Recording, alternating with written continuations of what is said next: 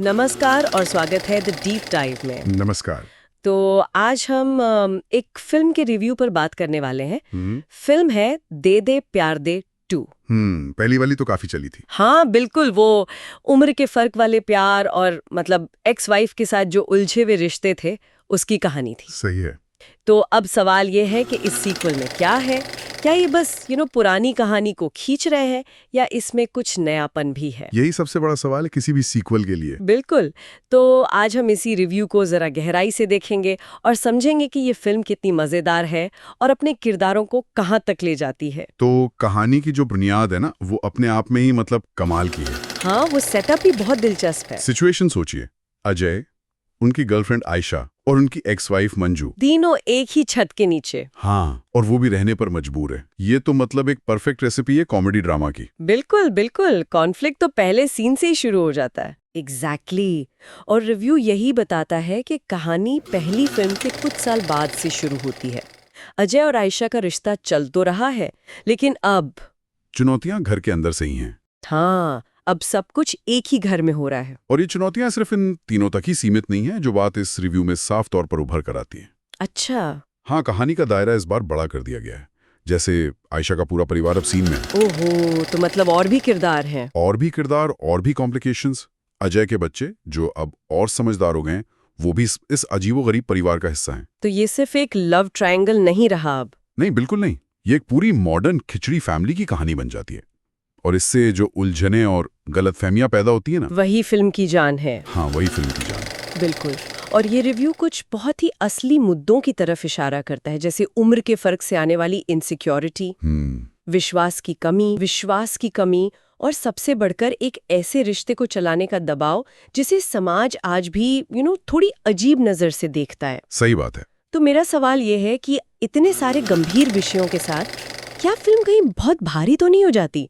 मतलब कॉमेडी और इमोशन का बैलेंस कैसा है? ये एक बहुत अच्छा सवाल है। चलिए सबसे पहले कॉमेडी की ही बात करते हैं। रिव्यू में एक बात ने मेरा ध्यान खींचा कि इस बार की कॉमेडी जो है वो सिचुएशनल है। हाँ, स्लैपस्टिक नहीं। बिल्कुल। ये एक बड़ा फर्क है और मेरे ख्याल से जरूरी भी। ये बहुत दिलचस्प पॉइंट है, क्योंकि सिचुएशनल कॉमेडी का मतलब है कि हंसी किरदारों पर नहीं बल्कि उनके हालात पर आती है। एग्जैक्टली। ये ज्यादा मैच्योर अप्रोच है। सही। रिव्यू के हिसाब से अजय देवगन का वो डेड पेन एक्सप्रेशन, मतलब बिना कोई भाव दिखाए मजाक करना, हाँ, वो उनका स्टाइल है। और तब्बू का सार्केज्म, यानी वो ताने कसने वाला अंदाज, ये दोनों मिलकर एक ऐसा कॉम्बिनेशन बनाते हैं जो कमाल का काम करता है। तो मतलब हंसी की गारंटी है। हंसी की गारंटी है, लेकिन वो वाली हंसी नहीं जो जबरदस्ती की लगे, वो कहानी में से ही निकलती है। और शायद इसी वजह से जावेद जाफरी और जिमी शेरगिल जैसे मंझे हुए कलाकारों के कैमियो भी असरदार लगते होंगे। बिल्कुल।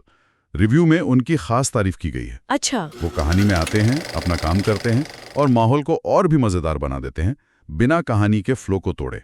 ये एक अच्छी कॉमेडी की निशानी है। बिल्कुल, कि उसके साइड किरदार भी कहानी के ताने बाने में फिट बैठें, ना कि अलग से नजर आएं। सही बात है। और शायद इसी बेबसी और उलझन भरी सिचुएशन से वो इमोशनल गहराई भी निकलती है जिसकी तारीफ रिव्यू में बार बार की गई है। आपने बिल्कुल सही नस पकड़ी है। ऐसा लगता है कि ये सीक्वल सिर्फ हंसाने से कहीं आगे निकल गया है। हाँ, कॉमेडी और इमोशन यहाँ एक ही सिक्के के दो पहलू हैं। रिव्यू साफ कहता है कि ये फिल्म स्वीकृति, दूसरा मौका देने और प्यार को समय के साथ बदलने जैसे विषयों को बहुत संवेदनशीलता से छूती है। करने से बिल्कुल, ये फिल्म इसी आइडिया को एक्सप्लोर करती है। और जब हम इन सब भावनाओं की बात कर ही रहे हैं तो परफॉर्मेंस का जिक्र करना तो बनता है। जरूर। रिव्यू के मुताबिक तब्बू का किरदार मंजू इस कहानी का दिल है। उन्हें सबसे ज्यादा परतदार किरदार बताया गया है। एक ऐसी महिला जो अपने पूर्व पति की खुशी भी चाहती है लेकिन अपनी असुरक्षाओं से भी लड़ रही है। हाँ, और समीक्षा का मानना है कि तब्बू ने इस किरदार को जिस गरिमा और ताकत से निभाया है, वो फिल्म का सबसे मजबूत पक्ष है। हाँ, बिल्कुल। अजय देवगन का किरदार आशीष शांत और स्थिर है, जो उसके अंदरूनी कश्मकश को दिखाता है। और रकुल प्रीत, पहली फिल्म में वो ठीक थी, पर इस रिव्यू देता है कि आयशा के किरदार में उन्होंने इमोशनल सीन्स में काफी सुधार दिखाया है। वो सिर्फ एक यंग गर्लफ्रेंड बनकर नहीं रह जाती। अच्छा, मतलब उनके किरदार में भी ग्रोथ है। हाँ, वो अपने हक के लिए खड़ी होती हैं। ये किरदारों का एक नेचुरल विकास दिखाता है, जो सीक्वल में बहुत जरूरी होता है। तो कॉमेडी असरदार है, इमोशंस गहरे हैं, परफॉर्मेंस अच्छी है, लेकिन क्या एक अच्छी फिल्म सिर्फ इन्हीं चीजों से बनती है? स्क्रीन प्ले और डायरेक्शन के बारे में रिव्यू का क्या कहना है? अक्सर सीक्वल्स दूसरे हाफ में लड़खड़ा जाते हैं? ये एक बहुत जरूरी सवाल है और रिव्यू इस बात को मानता है कि स्क्रीन प्ले कॉमेडी, ड्रामा और रोमांस के बीच एक अच्छा संतुलन साधता है। मतलब बोर नहीं करती? नहीं, कहानी आपको हंसाएगी भी और कुछ मौकों पर इमोशनल भी करेगी। लेकिन इसमें एक आलोचना भी है। क्या? रिव्यू के मुताबिक फिल्म का दूसरा हिस्सा थोड़ा खिंचता हुआ लगता है। अच्छा, मतलब पेसिंग की प्रॉब्लम है।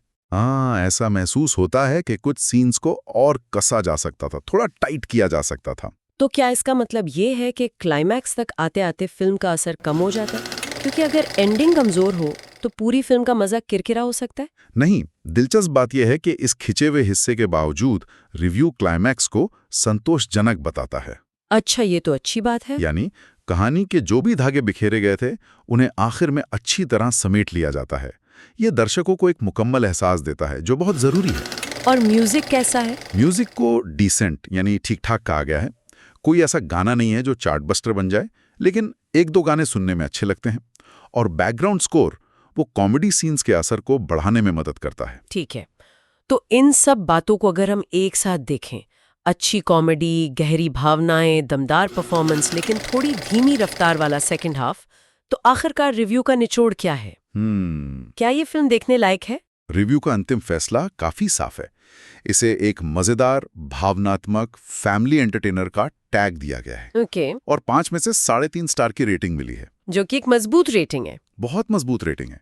इसका सीधा मतलब है कि फिल्म में जो खूबियां हैं वो उसकी कमियों पर भारी पड़ती हैं। और ये किसके लिए है? मतलब किस तरह की ऑडियंस को ये सबसे ज्यादा पसंद आएगी? रिव्यूज पर खास जोर देता है। पहली बात, जिन्हें पहली फिल्म पसंद आई थी उन्हें ये सीक्वल निराश नहीं करेगा। अच्छा। ये उसी दुनिया को और उसी एहसास को ईमानदारी से आगे बढ़ाता है। और दूसरी बात, इसे कपल्स और परिवार के साथ देखने वाली फिल्म बताया गया है। मतलब कोई ऑकवर्ड मोमेंट्स नहीं है? इसमें अजीबोगरीब सिचुएशंस तो हैं, लेकिन उन्हें इस तरह से पेश किया गया है कि कोई असहज न हो।